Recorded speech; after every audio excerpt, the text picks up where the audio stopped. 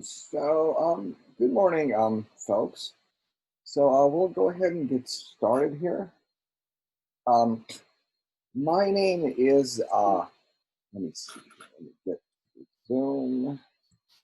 Okay, my name is Andy Somogye. I'm a research scientist here at IU. I work on,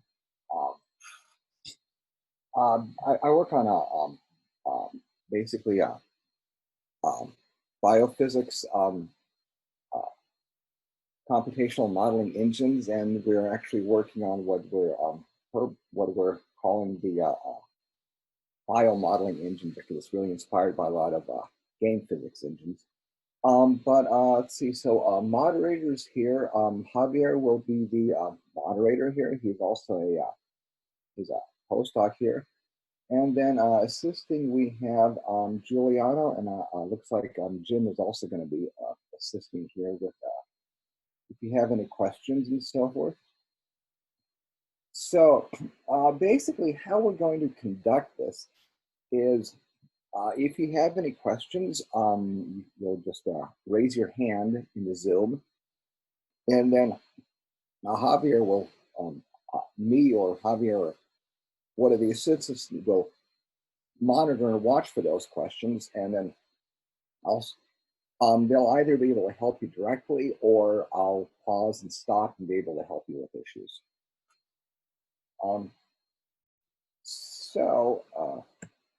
Why learn Python? Well, there are many reasons. First of all, most of what we'll be doing in this class will actually be biochemical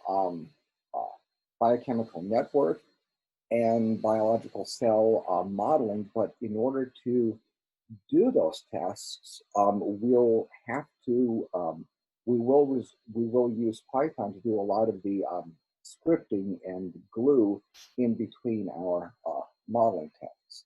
We're going to use mostly what we'll start off with next week is when we build, analyze, and study biochemical reaction networks, such as we'll be doing in Tellurium. We'll be writing the actual networks using a slightly different language called antimony, which is really oriented towards describing chemical reactions. But to do the analysis and fitting of those results and preparing the results, we're going to use Python to do a lot of the scripting there. When we get to CompuCell next week, we're going to be using Python to add will enable you to add custom behaviors to your biological cell models. So why Python? Well, honestly, you could use any scripting language, but Python, it's a very widely used scripting language, really popular in the science bioinformatics communities, getting really popular now in the AI community, so it's just really convenient for the task. Okay. So let's see, so some of the topics we'll study. Okay. So some basic ground rules. Programming, I believe, is something that you can fundamentally only learn by doing. You're never going to be able to learn this by watching me or watching somebody else. And that's why that's another really big advantage of Python, is because it's what's called an interpreted language, where you can type something, press enter, and then literally see the results right there.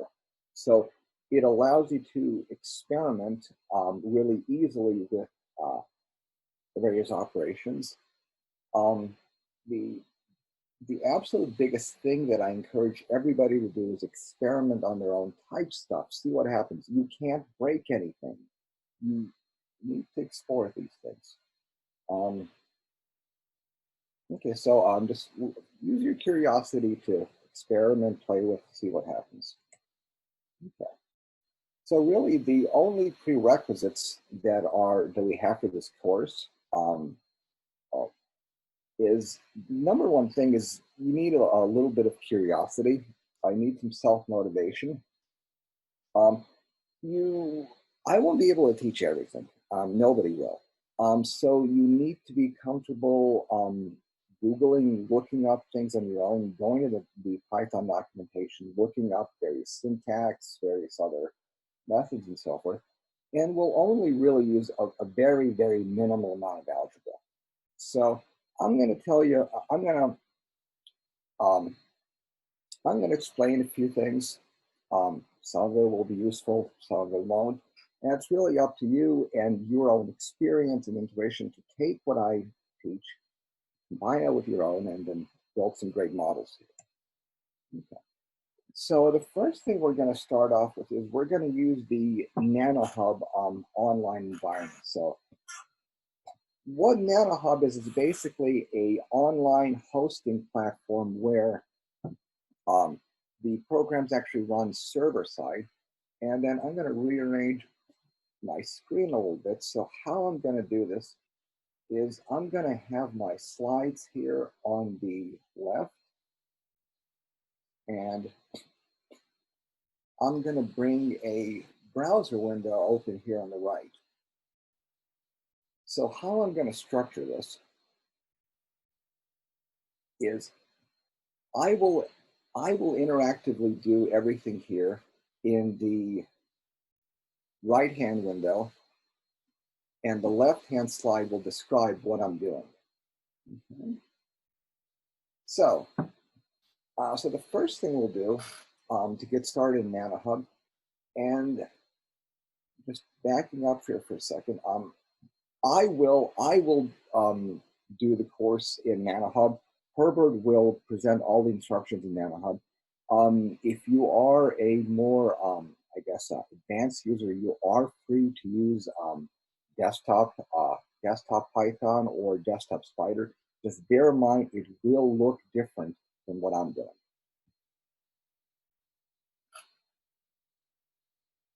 Okay, so the first thing we do in nanoHUB is we go here to nanohub.org, and then we create a new account.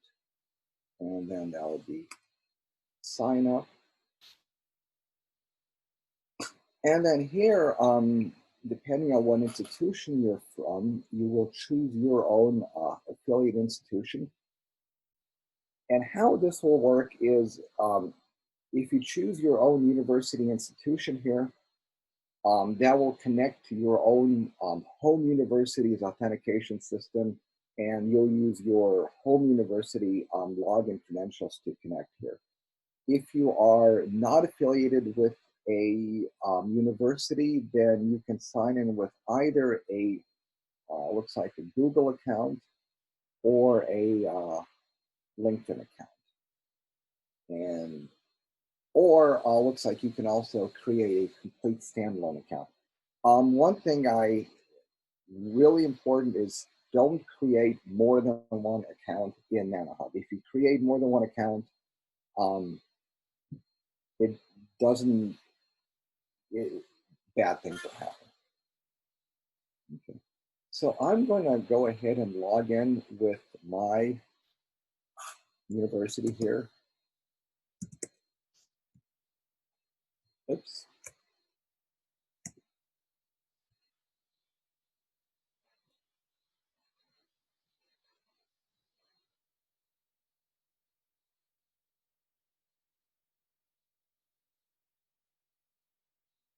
Okay. So this is, oddly enough, not showing really well. I'm not quite sure why. Okay, has to do with a screen resize. Okay. So once we've created our account, then the first, you know what? Then the app that we will be using for the first part of the course is called Tellurium. But what Tellurium is, it's a Python workbench. It uses what's called the Jupyter environment, where it's it allows you to type your coding commands in little cells and execute them. So we can go ahead and launch that tool. I'll show you what it looks like. And when you first connect to nanoHUB, I'll go ahead and terminate this because I had a session open from yesterday.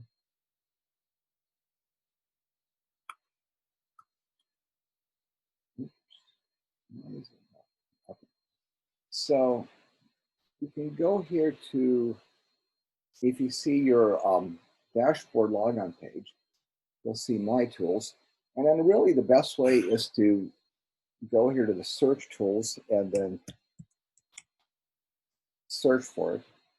And then you can find it, and then you can pin this to your favorites, and then it'll show up and you don't have to search again. And if anybody has any questions, please raise their hand, and I am going to be monitoring the chat here for any questions, and I'll also be monitoring the Slack channel if you guys have any questions. So if I'm going too fast or anything is confusing, just please post a question right there. So we can launch the Tellurium app, and we can go here to Launch Tool.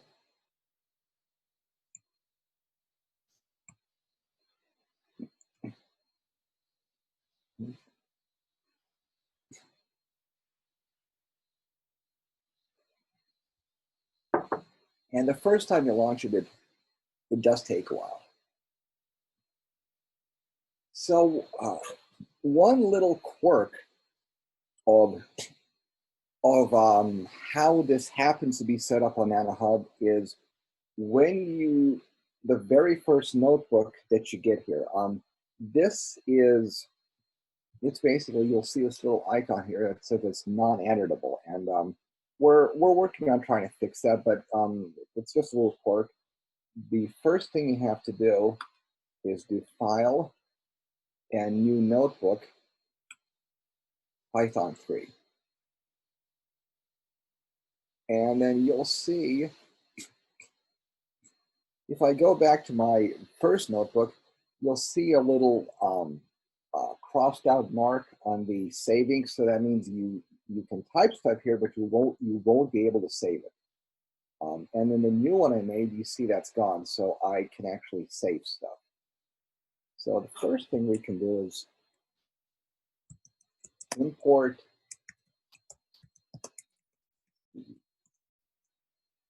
and then when I'm in a cell, to evaluate that command, you press Shift and Enter at the same time.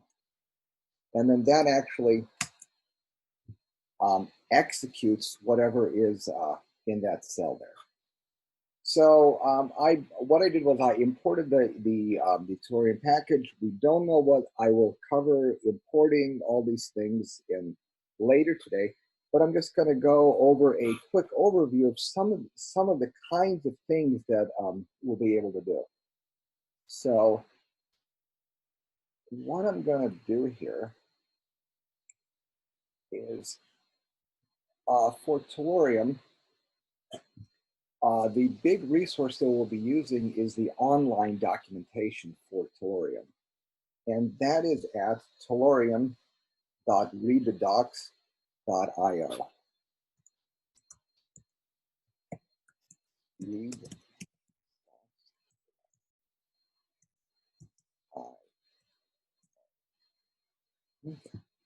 And then that loads the online Tellurium, all the documentation, and pretty much everything that we'll need to know about Tellurium is either there. And I recommend having probably another window open where you can have Google, and if you if you're trying out a new Python command, honestly, the best way is probably just Google it. Okay, so we'll do a couple little examples here. We can go over the quick start, and you'll see the documentation here. It's organized. We have quick start, walk through lots of examples, and we don't really need to know exactly what to do here. But the first thing we'll do is run a little model of a basic chemical reaction. This is really the simplest thing you can do. And how we do this is we go here and we simply highlight this text here, copy, and paste. Okay. So I copy that text directly into a cell here. And this is what's called a cell. We can go up and down. We can edit commands, editor code here. And then we just simply press Shift Enter, and that evaluates the actual code there. So Herbert will do a really great job next week explaining what this is. But basically what I did is I created a simple chemical reaction here and simulated this for a 50 time steps and did a basic plot. Okay? So it's really that simple doing things. So we can go here to a more complex example, and this might look a little bit frightening, but don't worry. Herbert will cover all of this next week really well.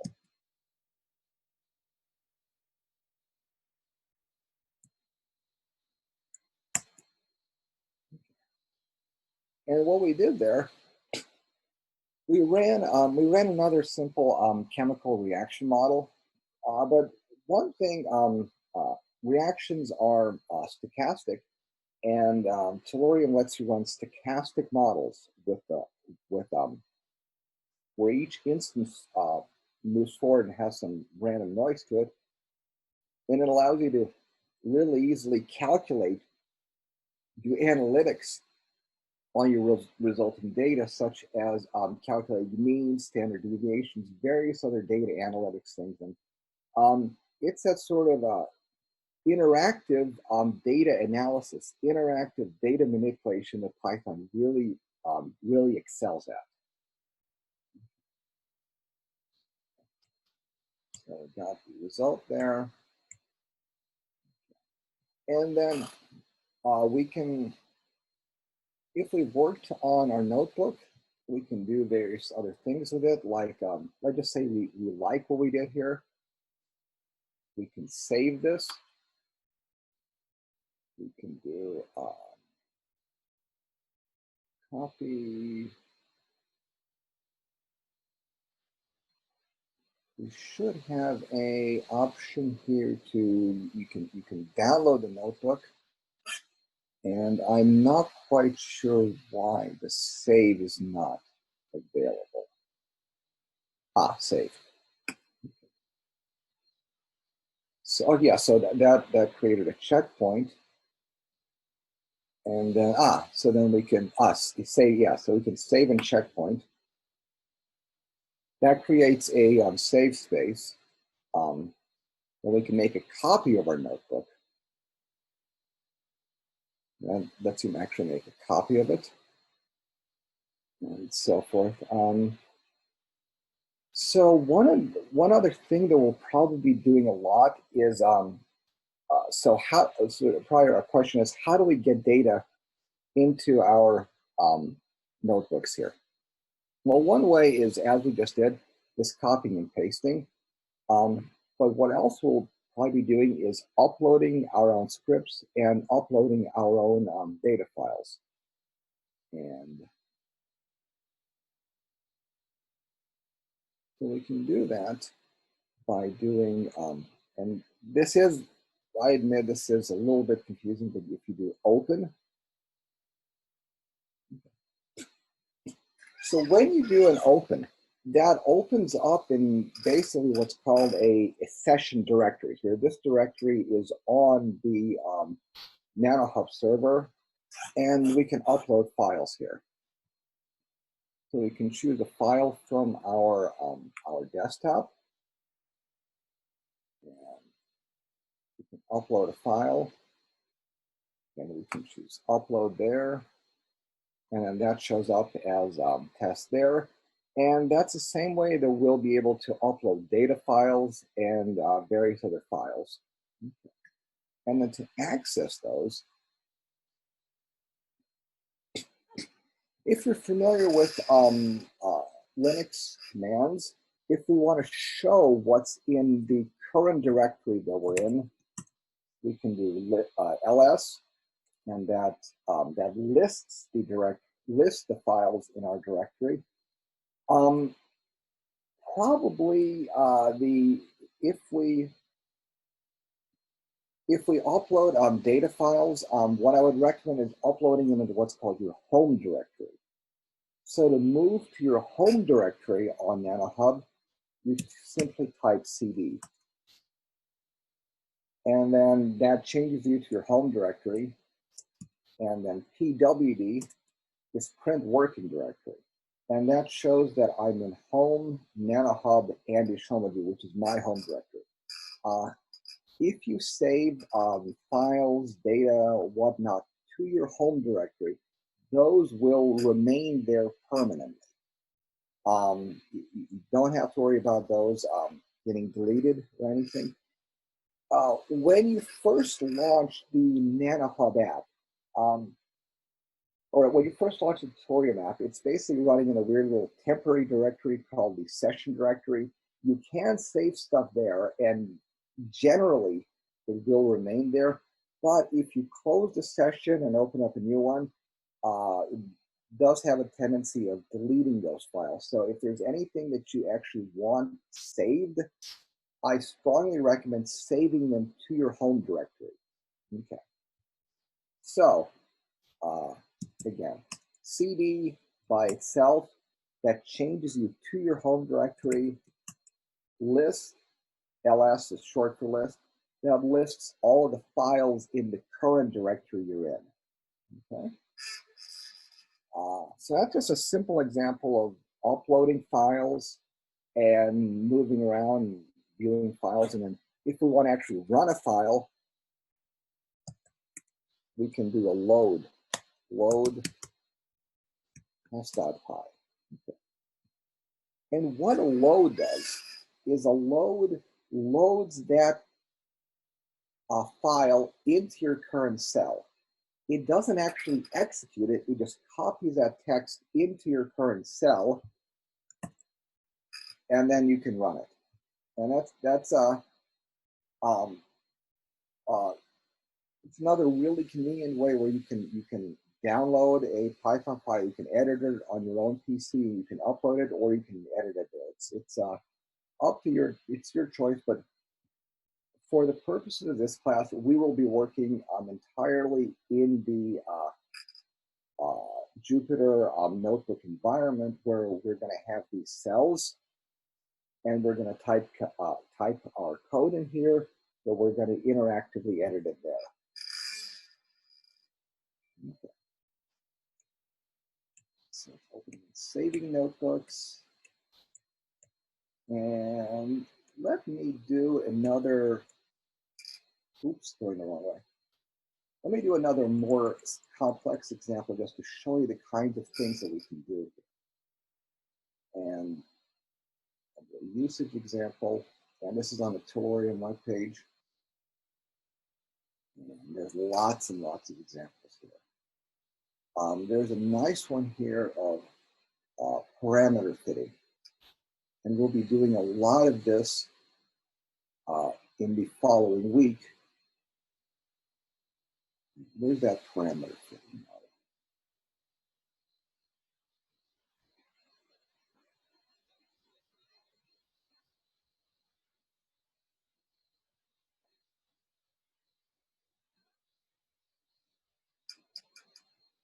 Looking for a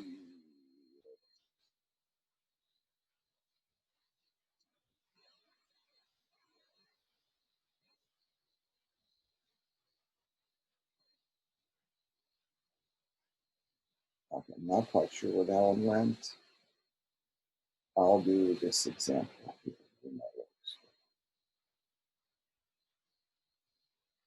And sorry, I'm just looking for a model we had open yesterday, and I forget where exactly in the documentation it went.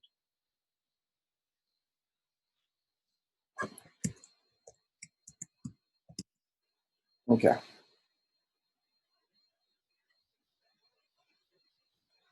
So we'll copy this code here.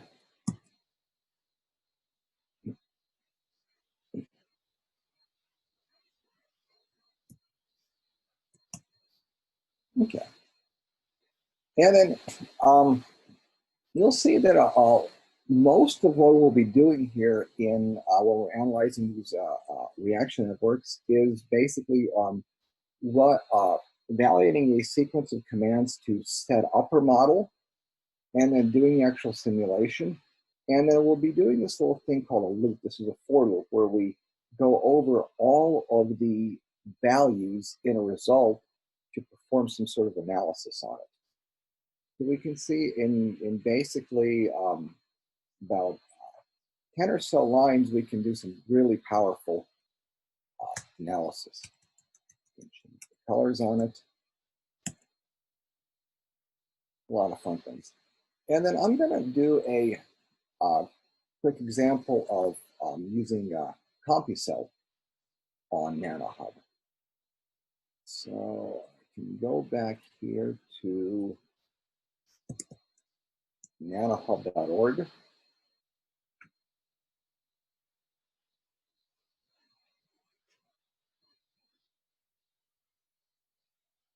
Go to my dashboard. The dashboard gets you your home page.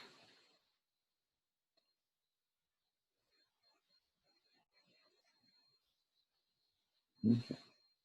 And I'm going to go ahead and show you what the CompuCell COVID infection model looks like. So again, I go to My Tools, and then I can type COVID. And the first one that shows up is this COVID virtual tissue infection model. And we can launch the tool here.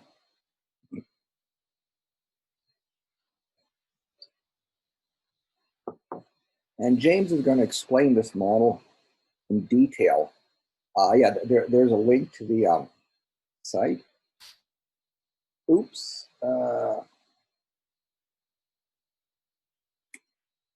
Yeah, nanoHUB, you're only allowed to have 3 sessions. So if you accidentally get more than 1 session open, you can just close them.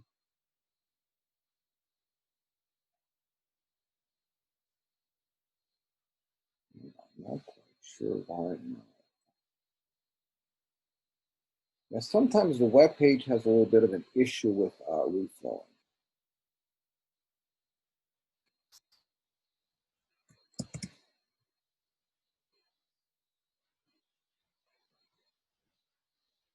And we can go ahead and launch the tool here.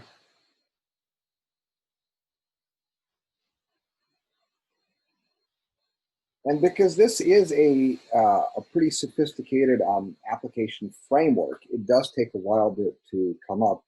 But because it is a really powerful framework, it does a lot for you.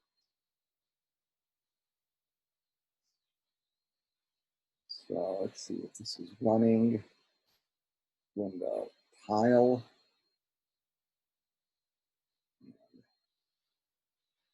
Because I have the screen a little small, you won't be able to see a whole lot.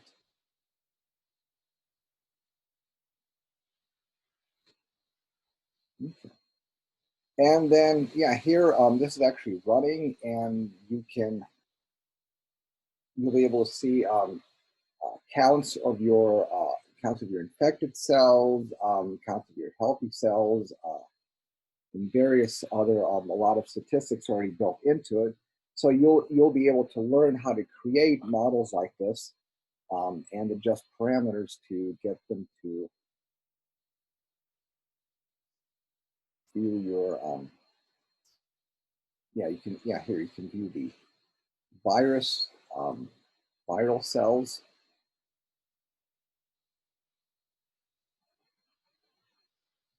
Like so.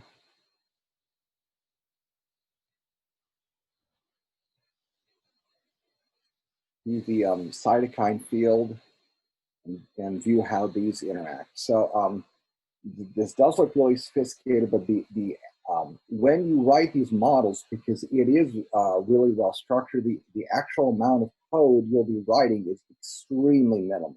Extremely minimal. That's really easy to make models like this. So these are just a little set of examples of the kinds of models that we'll be able to do. So to be able to do these, we're going to need a little bit of a very minimal amount of Python programming background.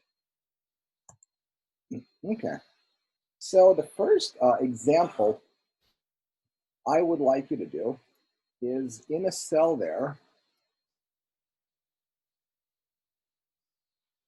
in a cell here, I want you to type some expressions.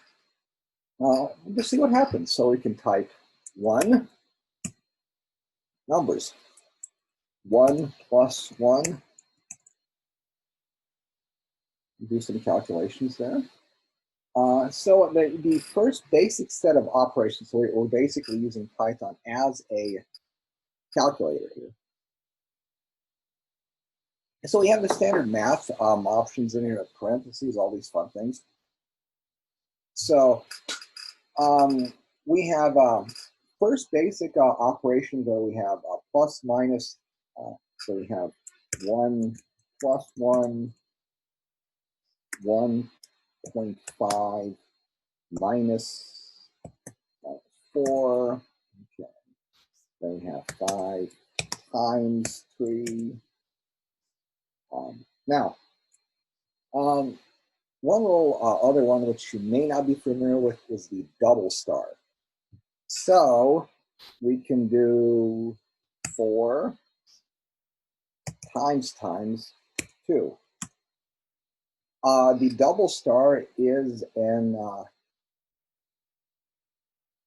exponential, so we can do a 4 squared here. So what I would like everyone to do is, this is your first problem, is given two numbers, say 5 and 3, calculate the length, and if those are the right legs of a triangle, calculate the hypotenuse of that triangle with sides of 3 and 5. So let's see here. Let me open. Have to forgive me. I'm a bit new to Zoom, so I'm looking at how to find the hand raising.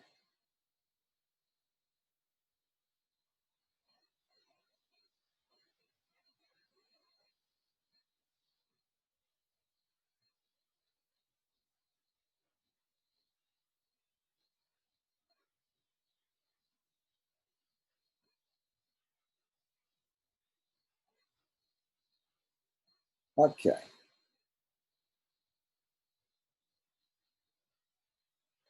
Second here, and make sure everyone's got it.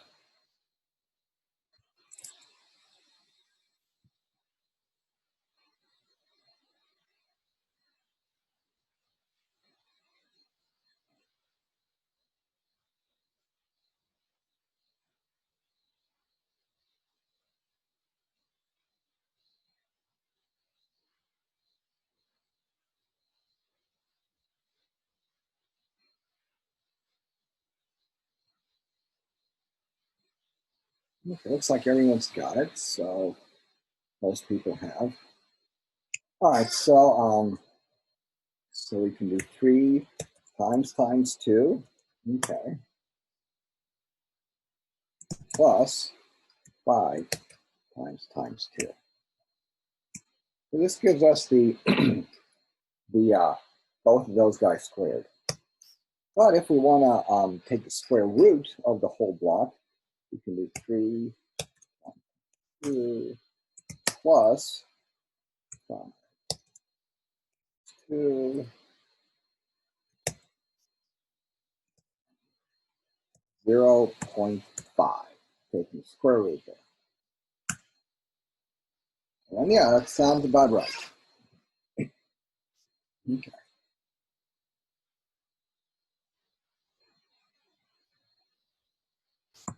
Okay.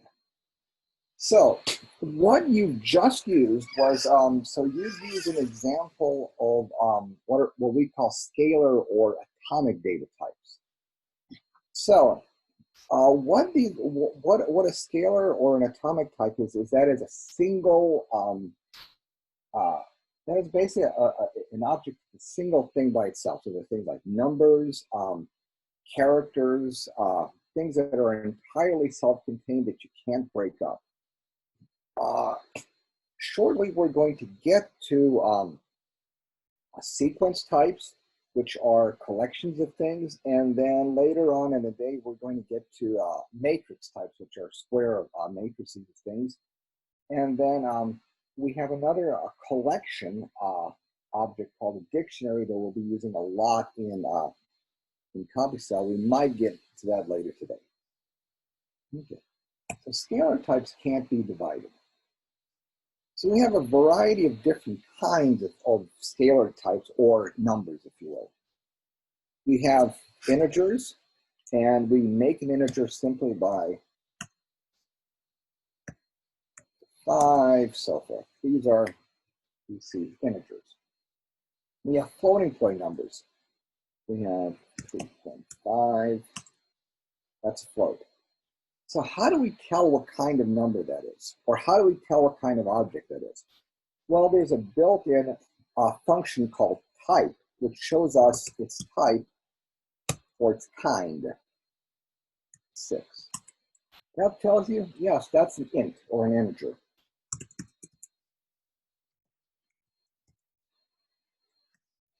That's a float.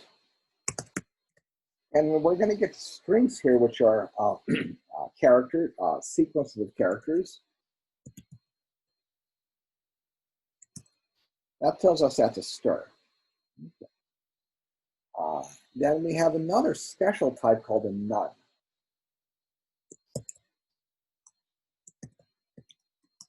None is a placeholder for something that says it's an empty placeholder.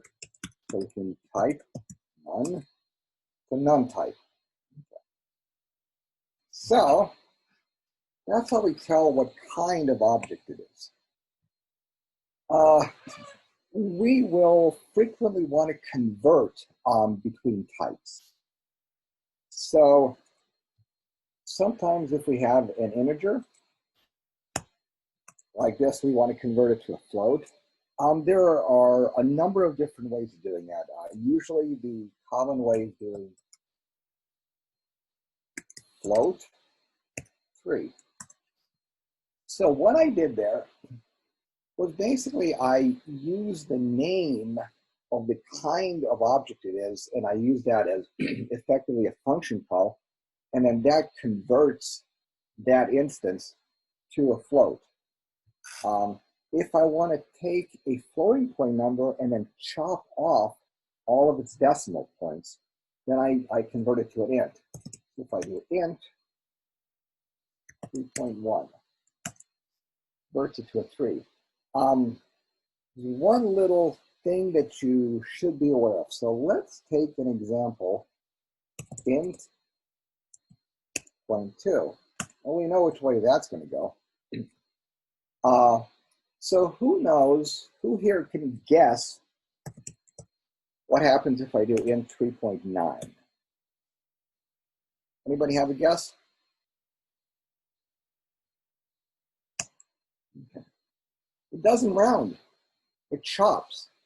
When you convert a floating point number to an integer, it does not round the number. So this is one thing that is really, really important to be aware of. When you convert a float to an integer, it chops off the digits. It doesn't round them, it chops them. So if you're trying to use the type conversion for statistically meaningful analysis, something you just have to be aware of, and we'll get to using round shortly. So I'll just give you a little, so we can do that. Okay. So printing to the console. There is a built-in function in Python called print, okay? And it's called print. Okay. We can print nothing. Print 3.5. Obviously, as we already guessed. But we can do a lot of combining stuff. We can do print, and we can put strings here. number, colon. Then I do a comma to indicate that I'm giving it more than one argument. 34. Print O for comma. Number, comma, and okay. So what print does is print, you can give it as many arguments as you like, and as long as they're separated by a comma here, it goes ahead and converts every object you give it to a string, and then glues them all together and then displays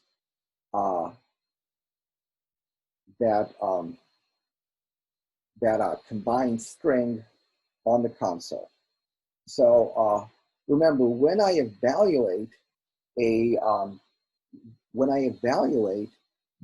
cell here, I put my cursor at the end, and then I do Shift Enter.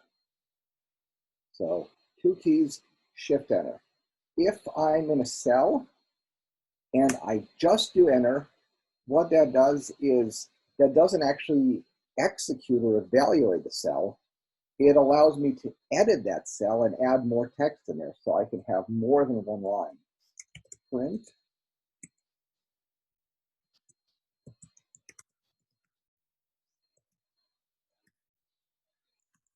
okay. And I can do 1, 2, 4, 5. Okay. And then when I have more than one expression in a cell, what it ends up displaying here at the bottom is the results of the very last line in there. Okay? And so that's some basic calculations. Okay. So so those were expressions. Combine those. Okay. And then we did some operations. So let's do a couple more. So we can do the remainder. So remainder is when a number divided by another number, what's the remainder there? So we can do, let's see, 7%, 1, obviously remainder 0.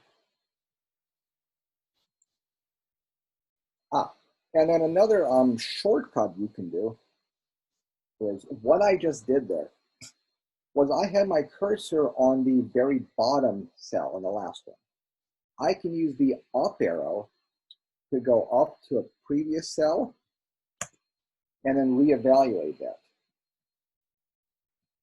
So, or I can put my cursor there. And then there's 1, 2.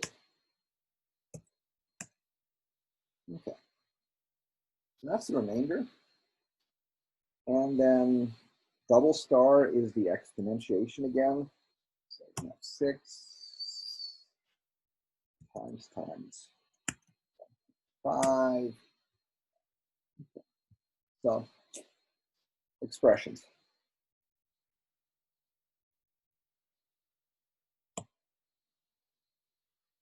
Okay. So operator precedence. If you're not familiar with operator precedence, so without parentheses, operator precedence is exponentiation takes precedence over everything else, then multiply, then divide, then plus and minus. It's generally, if you have anything more than anything that is other, anything that's not a trivially obvious expression, it's really, really good practice to use parentheses and not rely on not rely on operator precedence, because relying on operator precedence is a really easy way to make mistakes. So what I did there. So if I do 2 star stuff, 2 plus 3 stars, 3 plus 2.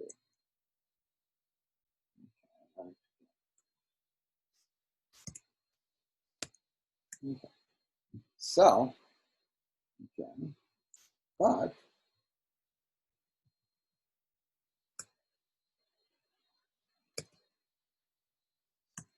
okay.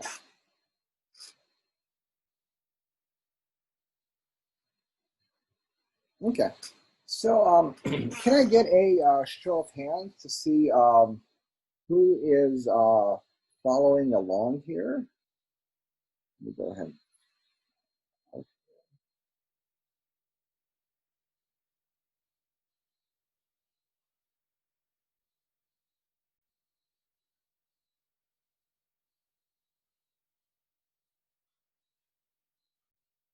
Ah, great. Okay. Oh, great. Okay. So, do we have so let's see. So just if I can get a show of hands here, who thinks? Let's see if we can get a. Who thinks I'm going too fast, and who thinks I'm going too slow?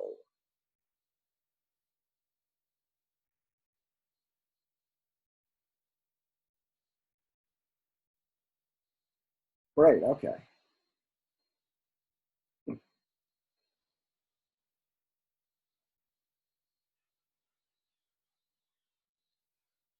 Okay. So I'll go ahead and I'll. All right. I'll continue on here. Okay. So the next thing we want to use is, so we've used Python as a calculator. So now we want to start uh, actually saving those values that we calculate into little things called names or variables. So when we so you obviously can't do everything just by expressions alone.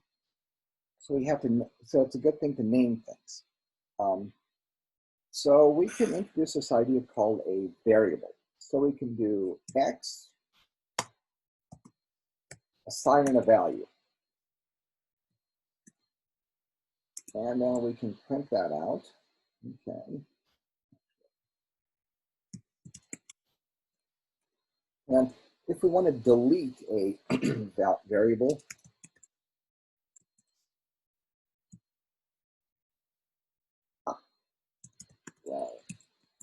okay. So what I did here, I'll do x equals 5. So what I just did is I created a number 5, and I created number 5, and that number 5 that ended up creating that number somewhere in memory, and then I assigned the symbol x to that value, so that x points to 5. Now, one thing that's important to remember is Python is case sensitive. So if I have x here, that's 5. If I do capital X, that's not defined. So capital X and lowercase x are different names for things. So it's just something to be mindful of. Okay, we can do so. Okay, so when we want to refer to that value, we just simply type the name p3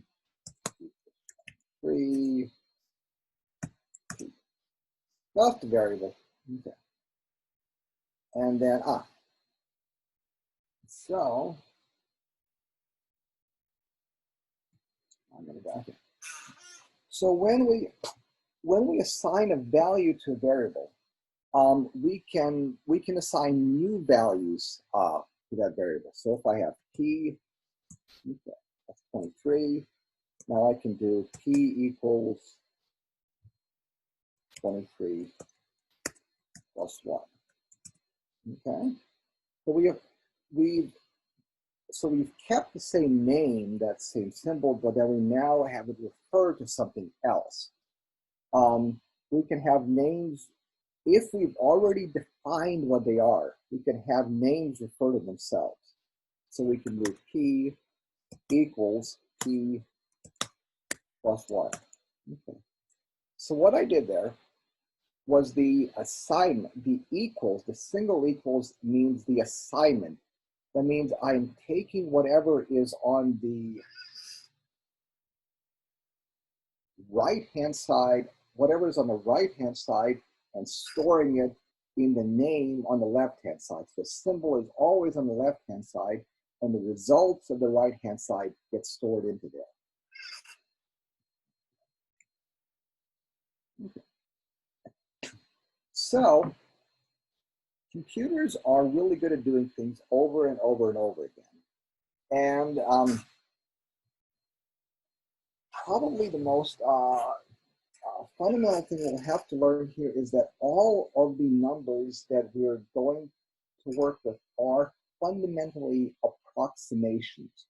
Whenever we do almost any calculation, we'll exceedingly rarely encounter something that is exact. I mean, unless you have like something like an integer thing, it's like a count of things or a number of things, those are exact. But whenever we're dealing with floating point numbers, they are fundamentally approximations, and we have a fundamentally finite amount of precision that we use to store things. So let's do an example here of figuring out a square root. So we know that we have the exponentiation that gives us a square root, but how does that actually work? So let's say we want to write our own square root function. So what we can do here is let's just say we want to come up with a guess. We want to calculate square root of 16. Okay, so we can do so 16. So we want to calculate square root of 16. We don't know what that is. So let's come up with a guess. Okay, and then we can do x equals 3. That's our initial guess. Okay. So then we can do x times x. Okay, we can see that's 9. Well, that's obviously not 16. Okay. But okay, sorry. Let me actually do x equals 16. Okay. So what I want to do here is I want to calculate the square root of x, which is obviously 4. So we're going to store the number that we want to calculate the square root of as 16. We're going to store that in the name x. Okay? And then we're come up with a guess. So we use g to do guess equals 3. Then we can figure out what that is, and g times g, that's 9. Okay, so that's obviously not it. So what we want to start doing is this little algorithm of taking the results of our guess and the actual square root, and we want to keep averaging them together, and that allows us to zero in on what a real solution would be. Okay. So we want to be able to reproduce this table here. Okay. So yes, we have x is 16, our guess. And then let's try and reproduce that table. Okay. So we would type, we could do print, with a little fun little formatted print here. Print g times g, comma. So you notice what I'm doing here is I'm giving it a string. This is what will be printed. And then the result of this calculation will be the next thing that will be printed in that line, comma. x divided by g, comma, and then we want to do the average of those.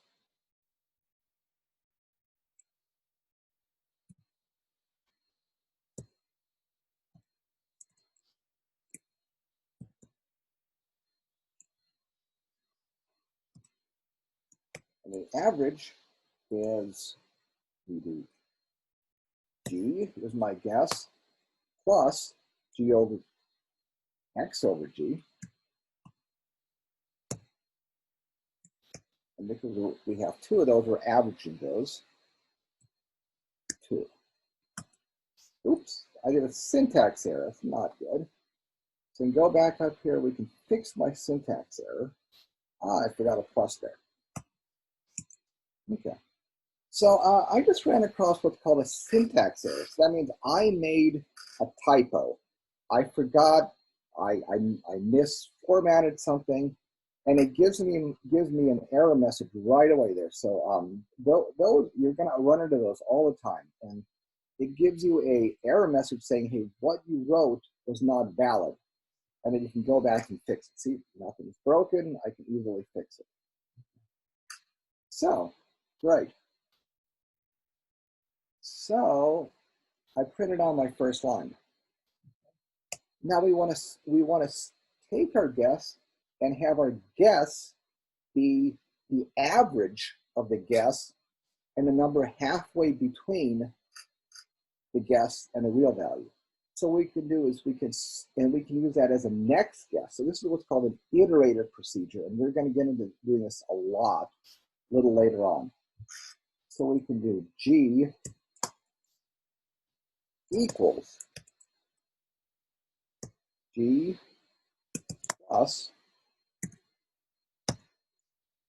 X over G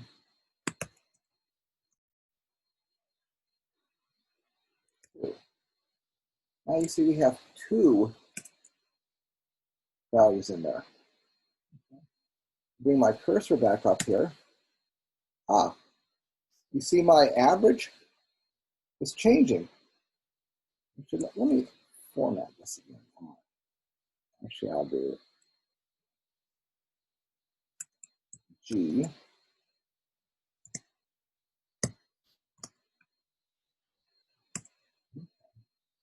You see my guess, it keeps getting closer to the real answer each time I evaluate this.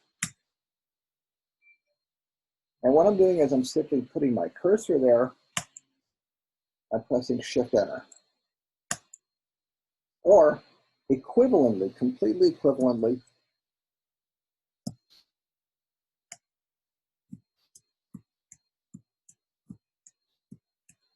I can paste a whole bunch of these and it'll print that out. And yeah, so it looks like after a number of guesses, my value of G actually zeroed in on the actual value that I wanted to calculate. Let me just keep doing this over. Okay. So that's a little intro to doing calculations. We're going to get back to doing this a lot more.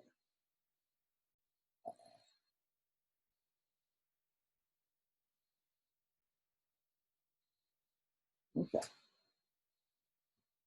So, gotcha. Okay. So we can work on some strings here. So we can do H, that's the variable name, equals,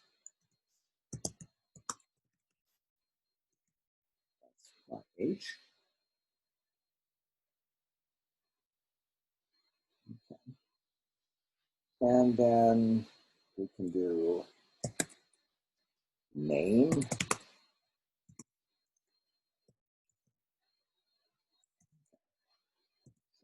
H is a string, name, ball. Okay. Well, it turns out that we can also treat, even though strings are what's called a sequence or a composite object, Python lets us treat things Let's just treat a lot of things similarly, because the standard operators, they not only work on numbers, but they also work on a variety of different kinds of objects. So if we want to combine strings together, we can do, and to make a new name equals h plus, comma, plus name. Okay. And you see, I evaluated that. But I didn't print out anything else because the last expression I had was an assignment. If when I print that out, I can just simply type the name of whatever variable I want to reference, and it'll display its contents there. We can also do somewhat surprising things on strings. Say we're actually also allowed to do things like multiplying strings by a number. So we can do n, okay, that's, oops, all right, h. And what do you suppose h times 3? Would anybody hazard a guess as to what would happen here? I'll give you a hint. What is multiplication? Repeated addition, right? So who can guess? Why don't I get an answer in the chat of who can guess what happens here? And let's see, as soon as I get a first guess, I'll go ahead and give you the answer. Yes, there we go, exactly. Multiplication is repeated addition. So it's the same thing as doing h plus h plus h. Arithmetic, cool. Okay. Okay, so we did input. We're probably not going to do, actually, we're honestly probably not going to do input much. Mostly going to be doing printing, but printing, it's really just giving it a sequence, a number of things, and just outputs them all together. Now, the one little gotcha here is, let's just say we want to compare two things together. So we can do I equals 2, j equals 1, I, j. So we can do I greater than j, true, I less than j, not true, I equal to I less than or equal to j, false. Okay. One thing that will catch people potentially is equality.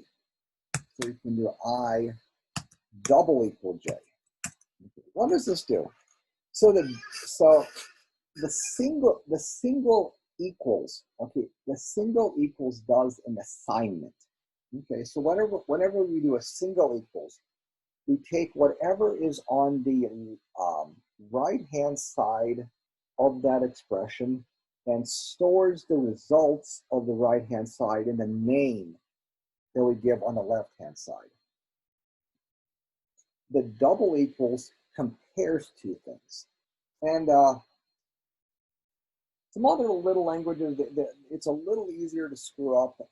Python, they do provide a couple little safeguards in here to try and catch you from accidentally doing an equals when you meant a double equals, but it's just something you need to be cognizant of. Is when you're comparing two things, it's double equals. We have not equals. exclamation mark equals. That's going to be true. Okay, so I is not equal to j.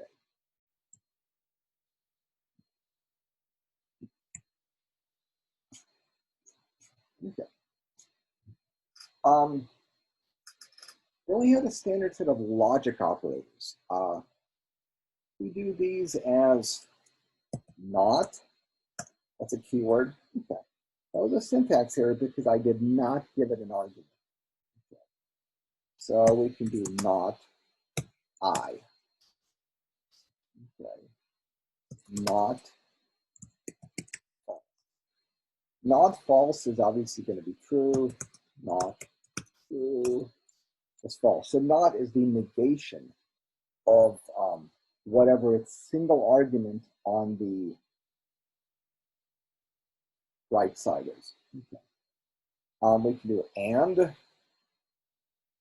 So we can do true and true, obviously true. You might, some of you might have caught this. Whenever I type true and false, I have to use a capital. So it's capital F, false. Capital T. Okay. If I do just true by itself, that's not defined. Because yeah, so the names capital T, true, and capital F, false, those are the built-in true and false logic values. You can do then you can do I and J. Okay. Only one. Okay. We have or. Okay. So you will come across this a number of times. So you already caught me a number of times already in our first session here, making what are called syntactic errors. So these are where I made an actual typo here. And then when you make a typo and then you do shift enter, or in Python you press run, it'll immediately say, hey, what you typed was not valid. I don't know how to understand this. And it'll give you an error message right away. So those are easy to deal with. You can make what are called semantic errors, where that's a mistake in your actual logic, and those are a little more difficult to catch, and that will run, but it will give you a wrong answer. And really, the only way to check those is just by by practicing enough and by getting a little bit of intuition, and that'll help you start tracking down things. Oh, can we do XOR? Yes, of course. We sure should be able to do XOR. True XOR.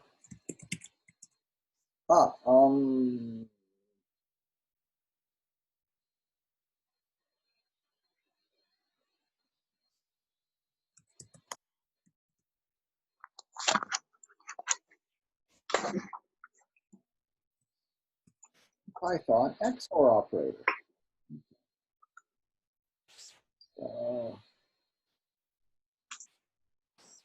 Yeah, so in Python, the XOR is the hat or caret. True, false, true, hat. Okay, so yeah, so the XOR is the caret.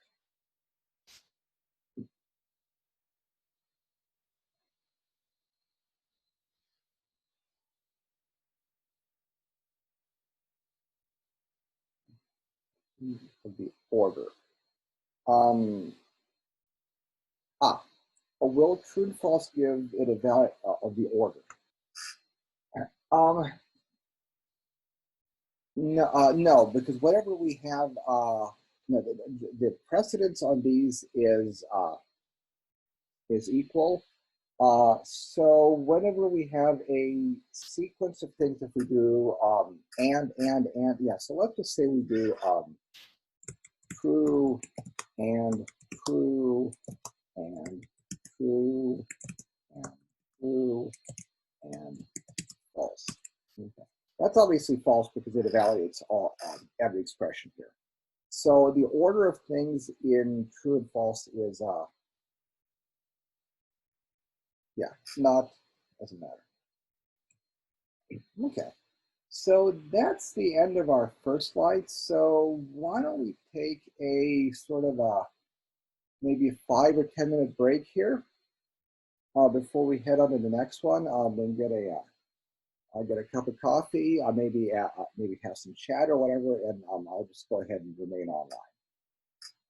Sound good?